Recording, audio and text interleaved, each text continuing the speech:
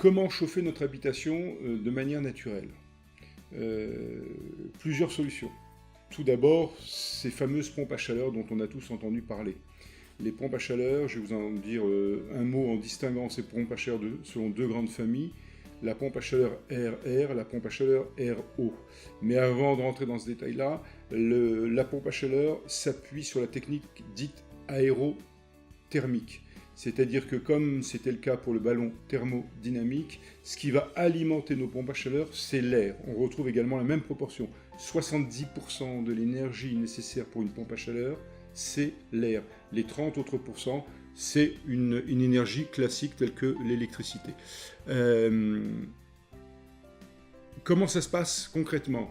Une habitation qui est équipée à 100, ou alors qui fonctionne à 100% à l'électricité, on va avoir une formule qui s'appelle la pompe à chaleur RR. Vous savez, c'est ces fameux splits qui vont vous distribuer de la chaleur ou de la climatisation selon la saison.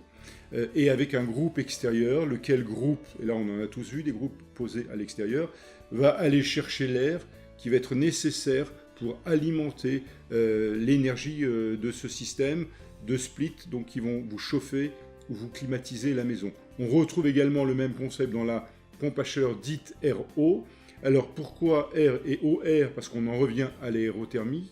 Et O, on a tous de la flotte qui se balade dans nos conduits quand on est équipé au gaz ou au fioul.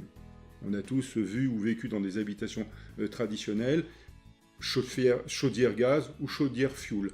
Ce qui permet à l'eau d'être chauffée, donc l'eau qui se bat dans les conduits pour votre chauffage ou pour votre eau chaude sanitaire, eh bien c'est le gaz qui va chauffer cette eau ou le fioul qui chauffe cette eau. Là, on oublie ces deux solutions et on passe par l'air, donc on retrouve cette aérothermie avec le groupe extérieur.